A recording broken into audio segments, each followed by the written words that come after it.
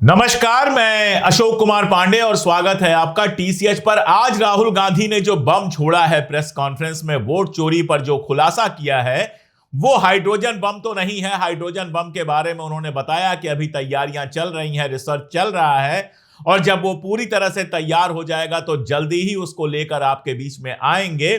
लेकिन आज जो बम छोड़ा गया है, आज जो खुलासा किया गया है, वो किसी हाइड्रोजन बम से कम भी नहीं है। वोटरों का जोड़ा जाना और वोटरों का घटाया जाना, इसको लेकर लगातार बात होती रही है कि कैसे इतने नए वोटर जुड़ जाते हैं। आप जानते हैं कि महाराष्ट्र के जो चीफ मिनिस्टर हैं फडणवीस साहब, उनकी विधानसभा में भी आरोप लगा था कि ढेर सारे नए वोटर जोड़े गए थे। इसके अलावा समाजवादी पार्टी से लेकर सारा विपक्ष यह आरोप लगाता रहा है कि उसके वोटर्स का नाम काटा जा रहा है। रामपुर के इलेक्शन में आप जानते हैं यह आरोप लगा था और भी बहुत जगह लगा है। अगर मेरठ की बात करें, जहां से अरुण गोविल चुनाव जीते थे, तो वहां न्यूज लॉन्ड्री ने बाकायदा एक रिसर्च किया था और बताया था कि कितने वोटर काटे गए और कितने वोटर जोड़े गए। केवल 10,000 वोट से वो चुनाव जीत पाए थे। आज राहुल गांधी ने उस गोरख धंधे का खुलासा किया। उस गोरख धंधे को बिल्कुल सबूतों के साथ, जिन लोगों के नाम पर यह काम हुआ है उनको सामने लाकर खोल कर रख दिया उस गोरख धंधे को, जिस गोरख धंधे द्वारा नए वोटर जोड़े जा रहे हैं और पुराने वोटर काटे जा रहे हैं। और यह सीधा आरोप लगाया कि ज्यादातर उन जगहों पर वोटर काटे गए हैं जहां कांग्रेस जीतती रही है, यानी कांग्रेस के और विपक्ष के वोटरों का जो पूरा खेल है काटने का, यह खुलासा किया है आज राहुल गांधी ने। आज भी उनके पास कर्नाटक की ही डिटेल्स थी। कर्नाटक की कुछ विधानसभाओं, अलंद विधानसभा का खास तौर पर वो डिटेल लेकर आए थे। कर्नाटका सीआईडी वहां पर जांच कर रही थी।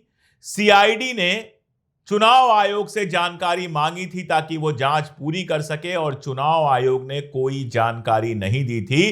पिछली बार ज्ञानेश कुमार ने राहुल गांधी को 1 हफ्ते का टाइम दिया था कि या तो माफी मांग लीजिए या हलफनामा दे दीजिए। इस बार राहुल गांधी ने 1 हफ्ते का टाइम दिया है ज्ञानेश कुमार को कि या तो कर्नाटका की जो सीआईडी है उसको आप सारी डिटेल्स दे दीजिए और या फिर मान लीजिए कि इस देश में लोकतंत्र की जो हत्या हो रही है उस हत्या में आप भी शामिल हैं। अलंग का जो उन्होंने उदाहरण दिया है उसको थोड़ा सा समझ लिया जाए तो उनका कहना यह है कि यहां पर जो खेल हुआ है 6018 वोटर्स के साथ हुआ है। आप जानते हैं कि वोटर का नाम कटवाना हो, जुड़वाना हो, मोबाइल नंबर होना चाहिए। मोबाइल नंबर पर ओटीपी आता है, उसके बाद यह सारा कुछ संभव होता है। उन्होंने बताया कि जिन मोबाइल नंबर्स के सहारे नाम काटे और जोड़े जा रहे हैं, वो मोबाइल नंबर उस विधानसभा क्षेत्र को छोड़ दीजिए, उस प्रदेश के ही नहीं है। कर्नाटका में वोट कट रहा है और नंबर कहीं और के हैं। इसके अलावा उन्होंने गोदाबाई को मंच पर बुलाया। गोदाबाई के नाम पर 12 वोट काट दिए गए हैं। गोदाबाई ने कहा कि मुझे इसके बारे में पता ही नहीं है। गोदाबाई की उम्र 63 साल है और ये अलंद, कर्नाटक के अलंद में रहती हैं। वहां के एक बूथ की वोटर हैं और वहां पर 12 लोगों के नाम काटे गए हैं। गोदाबाई को पता ही नहीं है, जो मोबाइल नंबर यूज किया गया वो गोदाबाई का है ही नहीं। ऐसे ही सूर्यकांत हैं, उनकी आइडेंटिटी का उपयोग करके 12 वोटर्स को सिर्फ और सिर्फ 14 मिनट के अंदर डिलीट कर दिया गया। कौन सी ऐसी सरकारी वेबसाइट है जिसमें 12 मिनट के अंदर आप 14 वोटर्स को डिलीट कर देते हैं इतना फास्ट? उन्होंने कहा कि यह सब बॉट के सहारे हो रहा है, यह सब ऑटोमेटेड सिस्टम्स के सहारे हो रहा है, यह व्यक्ति नहीं कर रहा है, यह मशीनें कर रही हैं। उन मशीनों का नियंत्रण जिनके पास है वो अपने हिसाब से वोट कटवा रहे हैं और वोट जोड़ रहे हैं। ऐसे ही नागराज साहब को वो लेके आए, वो तीसरा एविडेंस था। वहां पर उन्होंने बताया कि 2 एप्लीकेशन भर भी लिए गए और सबमिट भी कर लिए गए और यह सारा कुछ सिर्फ 35 सेकंड में हो गया। 35 सेकंड तो सरकारी वेबसाइट्स खुलती नहीं है। अभी इनकम टैक्स रिटर्न भरना है, लोग परेशान हैं। गोल गोल इनकम टैक्स की वेबसाइट घूम रही है। जो काम 5 मिनट में होना चाहिए वो घंटों में नहीं हो पा रहा है। और आप देखिए कि इलेक्शन कमीशन की कैसी जादुई वेबसाइट है कि 35 सेकंड में 2 एप्लीकेशन भर भी लिए जाते हैं और जमा भी कर दिए जाते हैं और इस तरह से लोगों का नाम काटा जा रहा है। उन्होंने कहा कि 10 जिन बूथों पे यह खेल हुआ है 2018 में, इनमें से 8 बूथों पर कांग्रेस जीती थी। तो बहुत सीधा आरोप यह है कि कांग्रेस के वोटर्स को ही प्रभावित किया जा रहा है, कांग्रेस के वोट काटे जा रहे हैं। और भी उन्होंने बहुत डिटेल दी है, सारी डिटेल दोहराने की जरूरत नहीं है। मैंने उनका पूरा वीडियो आपके लिए, जो हिंदी वाला सेक्शन है, वो पूरा वीडियो लगा दिया है। अगर आपने लाइव नहीं देखा है तो मेरी रिक्वेस्ट है कि ये पूरा वीडियो आप देखिए और खुद समझिए कि किस लेवल पर वोट चोरी का काम चल रहा है। ये एच बॉम्ब तो नहीं है, एच बॉम्ब आ रहा है, हाइड्रोजन बॉम्ब आ रहा है। ये एक और उदाहरण है वोट चोरी का। पिछली बार मैंने आपको एडिशंस के बारे में बताया था, यह हम आपको डिलीशंस के बारे में दिखा रहे हैं, और सबूत के साथ हम आपको दिखाएंगे कि ये जो डिलीशंस हुए हैं ये सेंट्रलाइज तरीके से कॉल सेंटर के प्रयोग करके, सॉफ्टवेयर के प्रयोग करके किए गए हैं।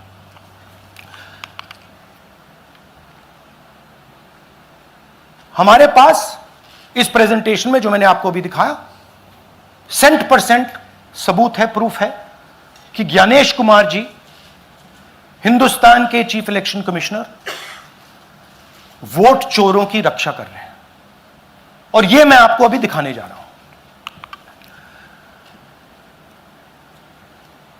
हर इलेक्शन में हमें रिपोर्ट आती थी कि वोटर्स डिलीट हो रहे हैं, कांग्रेस वोटर्स डिलीट हो रहे हैं, ऑपोजिशन के वोटर्स डिलीट हो रहे हैं, दलित वोटर्स डिलीट हो रहे हैं, आदिवासी हो रहे हैं, माइनॉरिटी वोटर्स डिलीट हो रहे हैं, ओबीसी वोटर्स डिलीट हो रहे हैं। मगर जब डिलीट होते हैं ऑपोजिशन के ही होते हैं।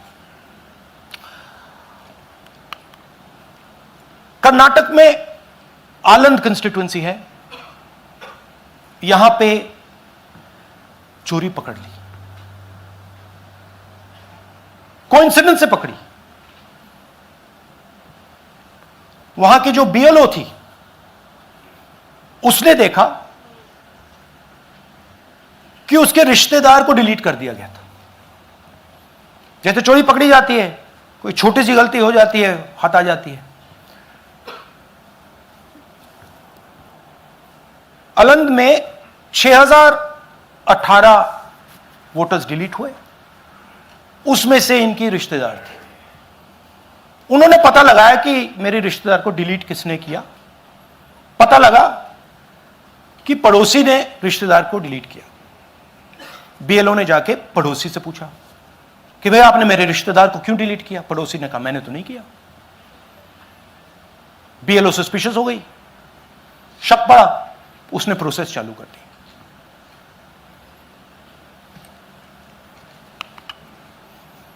पता क्या लगा कि कोई ना कोई, किसी ने अलंद में वोटर डिलीशन सिस्टमैटिकली ऑर्गेनाइज तरीके से, सेंट्रलाइज तरीके से किया। हमें यह नहीं मालूम कि आलंद में कितने वोटर डिलीट हुए, क्योंकि इससे बहुत ज्यादा हो सकते हैं। 6000, तकरीबन 6000 पकड़े गए, उस पर इन्वेस्टिगेशन हो गया। क्या पता लगा कि फाइलिंग ऑटोमेटिकली ऑनलाइन हो रही है। मोबाइल नंबर्स कर्नाटक के नहीं यूज हो रहे, मोबाइल नंबर्स दूसरी स्टेट्स के यूज हो रहे हैं। इनफैक्ट कर्नाटक के नंबर थे ही नहीं उसमें। मतलब आप दिल्ली में बैठे डिलीट कर रहे हो, आपका नंबर तमिलनाडु का है। आप गुड़गांव में डिलीट कर रहे हो, आपका नंबर झारखंड का है।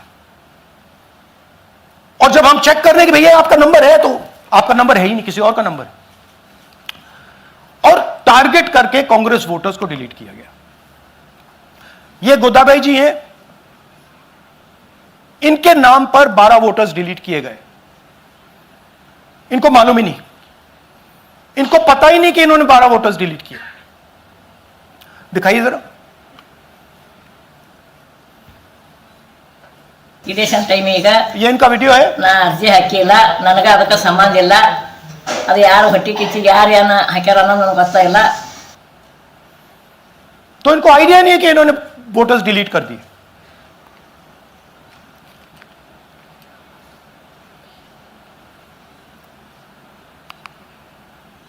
ये सारे के सारे जो नंबर्स हैं ये कर्नाटक के नंबर्स नहीं है, ये अलग अलग स्टेट्स के नंबर्स हैं. और इन नंबर्स को आप फोन करके देखिए, रिप्लाई नहीं आता है.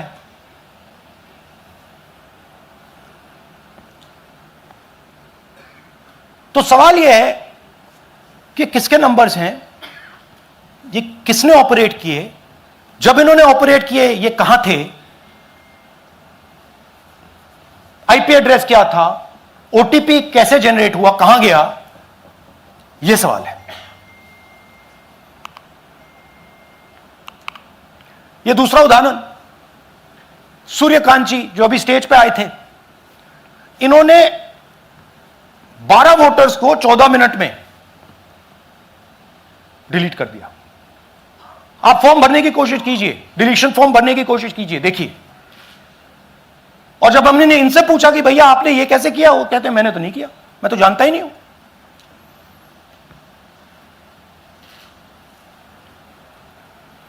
बबीता चौधरी जी का इन्होंने एक नाम डिलीट किया, यहां खड़ी हैं बबीता जी, यहां हैं. सूर्यकांत जी यहां हैं, आ जाइए जरा स्टेज पे, एक सेकंड आ जाइए. ये दोनों खड़े हैं यहां पे, सूर्यकांत जी, बबीता जी. इनको मालूम ही नहीं कि इन्होंने डिलीट किया. Thank you. नागराज जी, इन्होंने 2 एप्लीकेशन 36 सेकंड में फाइल कर दी है.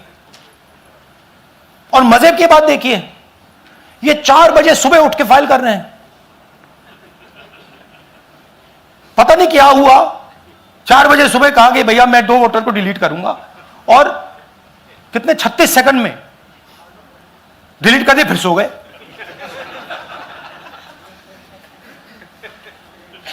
हमारी माइंड में पहले सवाल था कि क्या इलेक्शन कमीशन भी सो रहा है, मगर नहीं, सोया कोई नहीं है, जगे हुए हैं. सिस्टमैटिकली मदद हो रही है. यह देखिए दूसरी बात, जो भी डिलीट कर रहा है वोटर लिस्ट में उसका सीरियल नंबर 1 है. मतलब जो भी वोटर लिस्ट में पहले नंबर पे आता है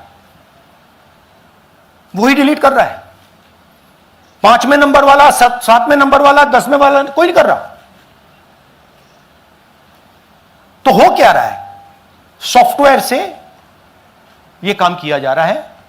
सॉफ्टवेयर प्रोग्राम कह रहा है पहला नाम निकालो और इसका प्रयोग करके डिलीट करो. टारगेटेड डिलीशंस हो रहे हैं. कांग्रेस पार्टी पर आनंद में अटैक किया. टॉप 10 बूथ्स जहां सबसे ज्यादा कांग्रेस की स्ट्रेंथ थी वहां टारगेट किया. और 2018 में पिछले इलेक्शन में 10 में से 8 बूथ कांग्रेस पार्टी जीती थी. और इन 8 में से इन्होंने 6000 लोग उड़ाने की कोशिश की. ये कोइंसिडेंस नहीं था, ये प्लान था और ये सेंट्रलाइज तरीके से किया जा रहा है. अब मैंने बहुत बड़ी बात बोली, चीफ इलेक्शन कमीशन के बारे में मैंने बोला कि यह व्यक्ति वोट चोरों की रक्षा कर रहा है. जो भी मैं यहां बोल रहा हूं 100% प्रूफ के साथ, सबूत के साथ बोल रहा हूं. और मैं अभी आपको दिखाना चाहता हूं कि मैं ये शब्द क्यों बोल रहा हूं और किस बेसिस पे बोल रहा हूं. आपको अपनी आंखों से यह दिखेगा. कर्नाटका सीआईडी ने केस चालू किया कि वोटर कौन है, ये फोन किसके हैं, ये आईपी एड्रेस क्या है, ओटीपी कहां गया. इन चीजों के बारे में इन्वेस्टिगेशन शुरू होती है. कर्नाटक सीआईडी ने हिंदुस्तान के इलेक्शन कमीशन को 18 चिट्ठियां लिखी हैं. हमें आप यह इंफॉर्मेशन दीजिए, बिल्कुल क्लियर है. डेस्टिनेशन आईपी दीजिए, डिवाइस डेस्टिनेशन पोर्ट दीजिए, ओटीपी ट्रेल्स दीजिए, फोन नंबर्स दीजिए, फोन नंबर्स के मालिकों के नाम दीजिए। क्लियरली पूछा है, नो आंसर। 18 चिट्ठी CID Karnataka, no answer from chief election commissioner, no answer from election commission. Timeline देखिए,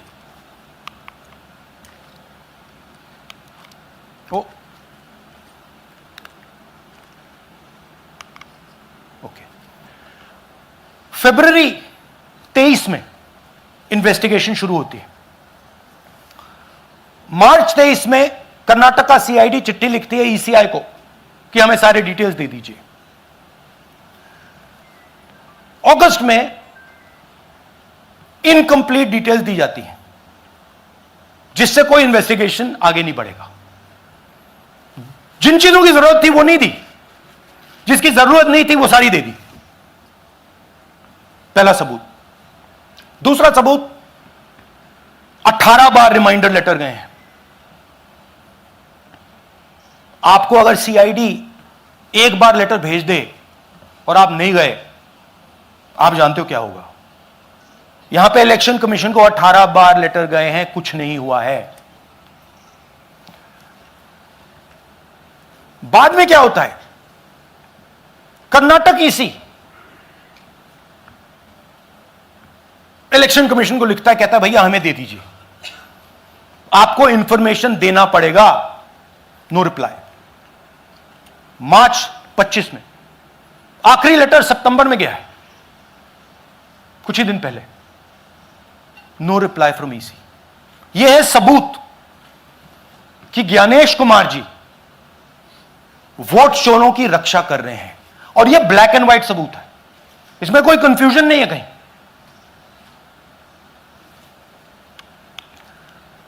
तो सवाल उठता है, यह है कौन जो सेंट्रलाइज तरीके से कॉल सेंटर के प्रयोग से, सॉफ्टवेयर से अलग अलग प्रदेशों में वोट डिलीट कर रहे हैं, ऐड कर रहे हैं। इलेक्शन कमीशन जानता है, ज्ञानेश कुमार जी जानते हैं।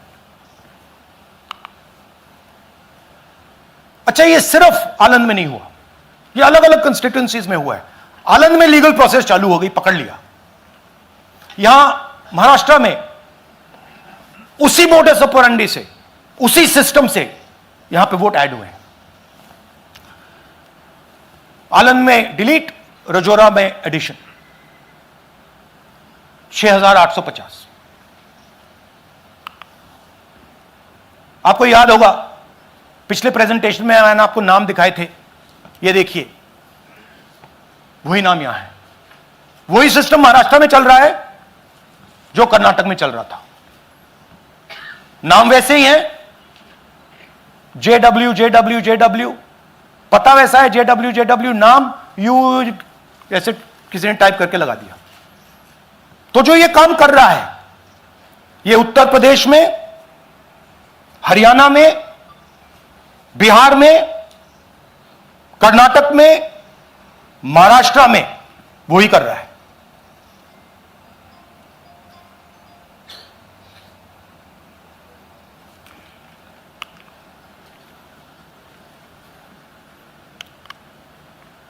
तो हमारी डिमांड है, ज्ञानेश कुमार जी, आप अपना काम कीजिए। आपने ओथ लिया है, आप हिंदुस्तान के चीफ इलेक्शन कमिश्नर हैं। आपसे कर्नाटक की सीआईडी सबूत मांग रही है।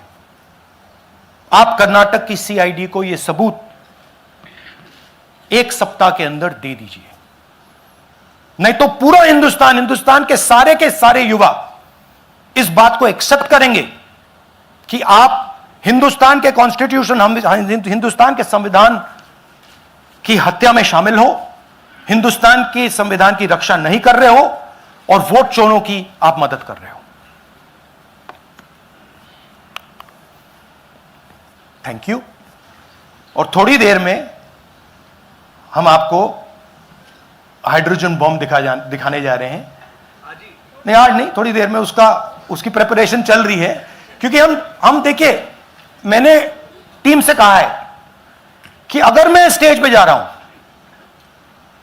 ब्लैक एंड व्हाइट प्रूफ नहीं होगा, मैं नहीं जाऊंगा। अगर ब्लैक एंड व्हाइट प्रूफ होगा जो कोई मतलब उसको निगेट नहीं कर सकता, मैं जाऊंगा। मैं देश के कॉन्स्टिट्यूशन की रक्षा कर रहा हूं, संविधान की रक्षा कर रहा हूं, मैं लोकतंत्र की रक्षा कर रहा हूं और मैं सच्चाई आपके सामने रख रहा हूं। बहुत बहुत धन्यवाद, नमस्कार, जय हिंद। सर 3 सवाल। पीटीआई से संजीव चोपड़ा। या राहुल जी, दिस साइड। या राहुल जी इधर, हाँ, कहाँ है? To your right. हाँ, हेलो। राहुल जी, आज आपने नया खुलासा किया है कि कैसे वोट चोरी हो रही है। आपने पहले भी महादेवपुरा के बारे में बताया कि कैसे एडिशंस हो रही हैं, अब आपने बताया कैसे डिलीशंस हो रही हैं। लेकिन देखने में ये आ रहा है कि इलेक्शन कमीशन इस पे कोई एक्शन नहीं ले रहा और आगे चल के वो तैयारी कर रहे हैं पूरे देश में एसआईआर लाने की। तो आप इस मुहिम को आगे कहां तक ले जाएंगे और एसआईआर के बारे में क्या करने वाले हैं? देखिए, हम आपके सामने क्रिमिनलिटी रख रहे हैं, हमारा काम आपके सामने सच्चाई रखने का है और हम रख रहे हैं। हिंदुस्तान में दूसरे इंस्टीट्यूशंस भी हैं, सिर्फ इलेक्शन कमीशन नहीं है, लीगल सिस्टम है, उनको भी इन चीजों को देखना चाहिए। यहां पे हम चीफ इलेक्शन कमिश्नर के बारे में ब्लैक एंड व्हाइट कह रहे हैं। आपने कहा कि हमने एडिशन डिलीशन दिखाया, पहले प्रेजेंटेशन में मैंने एडिशन दिखाया था, अब हमने डिलीशन दिखाया है, मगर हमने एक और चीज जोड़ दी है। एडिशन और डिलीशन का सिस्टम, उसका स्ट्रक्चर, उसका तरीका, और हमने यह दिखाया है कि जो डिलीट कर रहा है, जो ऐड कर रहा है, महाराष्ट्र में, कर्नाटक में, यूपी में, वो एक ही आदमी है, एक ही फोर्स है।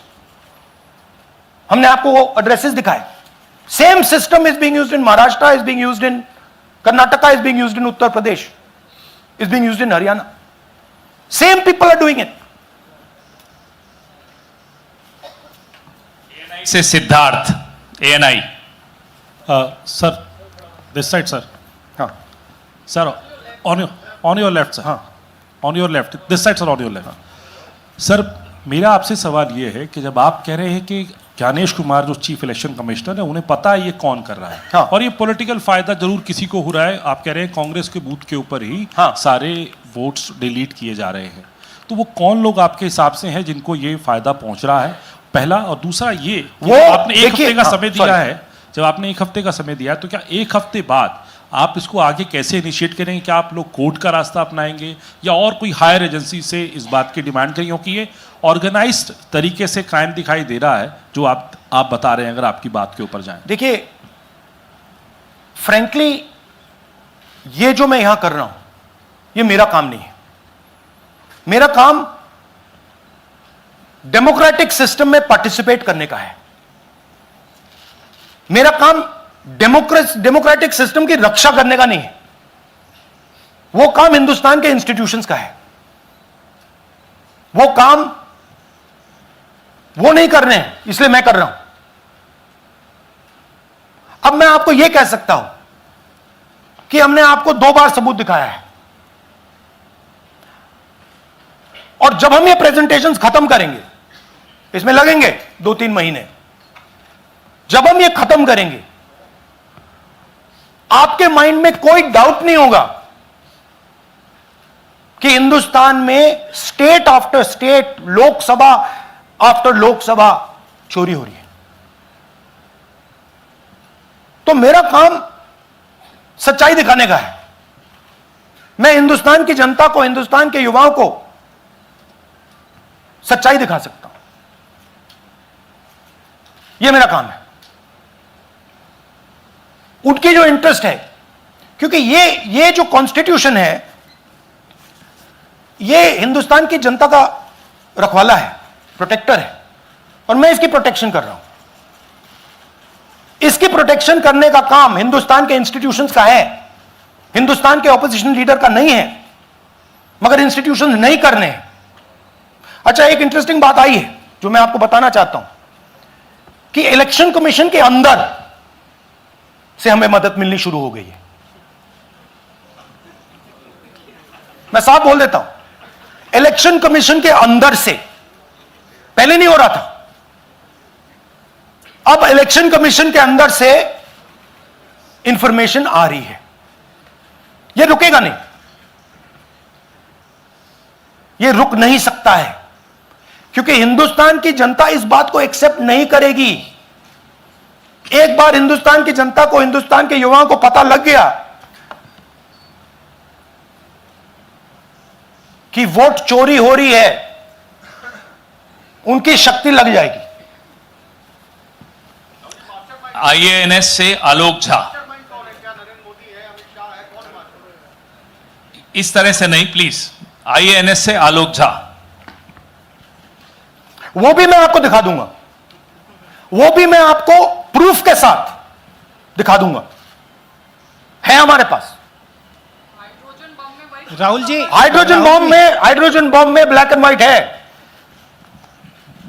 मैं फाउंडेशन लगा रहा हूं, मैं फाउंडेशन क्रिएट कर रहा हूं, है हमारे पास।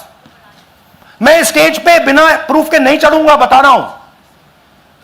आपने कहा सर कि आपके पास पुख्ता सबूत है, ब्लैक एंड वाइट सबूत है, तो क्या अगर ईसीआई अभी जवाब नहीं देती है तो कोर्ट का रुख करेंगे, ये ऑप्शन है आपके पास, जाएंगे? देखिए, मैंने कहा कि मेरा काम as opposition leader normal situation में, मेरा काम ऑपोजिशन का रोल है, सरकार पे प्रेशर डालने का रोल है। मेरा काम हिंदुस्तान के लोकतंत्र को बचाने का नहीं है। मैं वो काम कर रहा हूं, इस स्टेज पे मैं वो काम कर रहा हूं। तो मेरी सोच है कि as a patriotic Indian, as somebody who loves India, who loves the constitution, it is my duty to put the truth in front of the people of India. अब अगर हिंदुस्तान के इंस्टीट्यूशंस कुछ करना चाहते हैं, वो करेंगे। उनमें भी बहुत लोग हैं, जैसे मैंने आपसे कहा, मैं सरप्राइज हो रहा हूं, इलेक्शन कमीशन से लोग आ रहे हैं, इंफॉर्मेशन दे रहे हैं, और बढ़ रहा है वो। तो आपने देखा ये पूरा वीडियो, समझ में आया कि किस लेवल पर इस देश में वोट चोरी हो रही है। और अगर वोट चोरी हो रही है तो यह संविधान पर सीधा हमला है, क्योंकि यह देश अगर लोकतंत्र है तो वो सिर्फ इसलिए कि एक आदमी को एक वोट देने का अधिकार है। अगर मशीनों की सहायता से सरकार और सरकार से जुड़ी हुई पार्टियां ऐसा खेल करेंगी कि जो उनके खिलाफ हो उनका वोट काट देंगी और फर्जी वोटर जुड़वा देंगी, ZZUU66 एड्रेस सस्ती सस्ती सस्ती, इस तरह का खेल करेंगी, तो इस देश में लोकतंत्र नहीं रह जाएगा। इस देश में चुनाव का जो नतीजा आएगा उसके ऊपर जनता भरोसा नहीं करेगी, और जब जनता का भरोसा टूटता है तो ये लोकतंत्र और देश के लिए अच्छा नहीं होता है। इसीलिए इस मुद्दे पर लगातार बोलने की जरूरत है, लिखने की जरूरत है, आवाज उठाने की जरूरत है। आप जिस भी मंच पर हैं, जिस भी सोशल मीडिया पर हैं, पूरी ताकत के साथ इन सवालों को पूछिए और ज्ञानेश कुमार से इनका जवाब मांगिए। आज के लिए इतना ही, बहुत शुक्रिया।